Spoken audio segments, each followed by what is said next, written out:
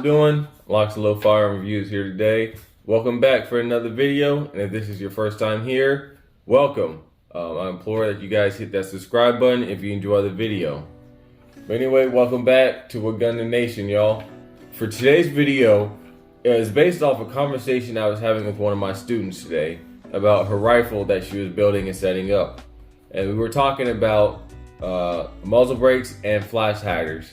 She had went out and bought a muzzle brake, and I was telling her that it was more preferred that she went out and got a flash hider. Now, a lot of people don't know the difference between the two, a muzzle brake and a flash hider, what they do, and why it's such a big debate on why I should pick one for my rifle.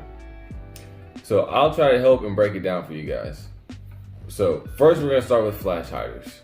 As the name says, flash hider. It hides the flash. Basically what it does is mitigates your muzzle flash every time you pull the trigger. It's in a round down range. It gets a nice little fireball at the end of your rifle. Now that flash hider is there to help mitigate that, or depending on what you're using, completely eliminate it. That's good because if you're shooting at somebody, it helps conceal your position. And two, if you're shooting at low light or nighttime, it will protect your natural night vision so you don't get a big flash in front of your face and now you can't see what you're shooting at no more. So that's really the added benefit of a flash hider over a muzzle brake. Now if you look at a muzzle brake, like the name says, muzzle brake. What the brakes do, they stop something from moving. And so this muzzle brake mitigates your muzzle recoil. So when you see a lot of competition shooters, they have muzzle brakes on their rifles. So when they fire that rifle, it keeps it as steady and flat as possible.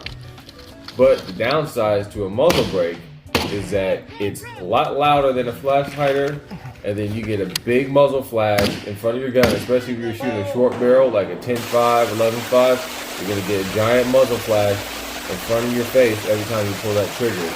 And then there's hella concussion. Because you look at the muzzle brake and how they're designed, they have ports usually on the sides or the top. And so every time you fire that rifle, there is excess gas and pressure going off to the sides or the tops or wherever these ports are on that muzzle brake. And so it's good for competition because competition shooters are the only ones out there shooting, and so that doesn't bother them. A muzzle brake is bad if you plan on, like, saying, using it for home defense or shooting around other people of the team, because that concussive gas can be disorienting to other people. That extra loudness is not good for home defense because that can also be disorienting. So there's a lot of ups and downs when you come with these muzzle devices, and so it's really up to you and what purpose you're building your rifle, and that will lead you to what muzzle device you pick.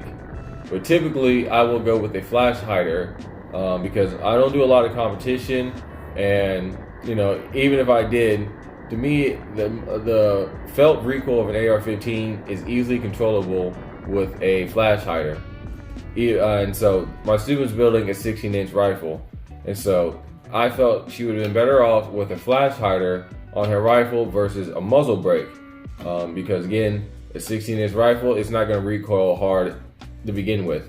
And so this is a rifle she's planning on using for duty and self-defense. And so it'd be better if she went with flash hider. So if she had to use that rifle in self-defense in a home defense situation, a lot of things take place at night. So if she had to use that rifle, she's not going to get a giant muzzle flash in front of her gun every time she fires that rifle, losing her natural night vision. And then two, if she does have to shoot at someone and they do shoot back, it will help conceal her location, especially on a 16-inch gun, because your muzzle flash would be greatly mitigated with a flash hider on a 16-inch rifle. And so that would also help her too. And so that's why I always am a big proponent of a flash hider over a muzzle brake. I know, like, people like Keith will say a muzzle brake, especially if you're shooting suppressed, is basically a sacrificial baffle for that can to help protect it. But I still opt for a flash hider over a muzzle brake. But hopefully I was able to help you guys out with your decision and breaking down which one you would need and why is there. So when you're building a gun, whether it be for competition, home defense, life and liberty, now you know, do I want a muzzle brake or do I want a flash hider? Do I want to mitigate my muzzle flash and conceal my location where I'm firing from? Or do I want the flattest shooting gun possible, and I'm not worried about giving away my position or a concussive blast because I'm not shooting around other people and I'm not shooting this gun in a case of life or liberty. This is a fun gun or a competition gun.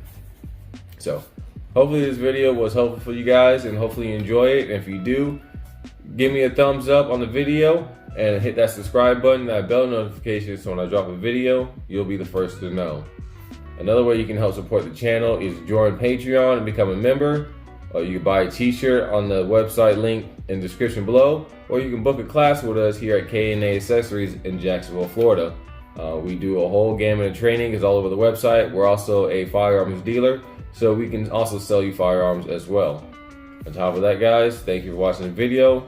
Like, comment, subscribe. Stay educated, stay dangerous. LocsNLoad out.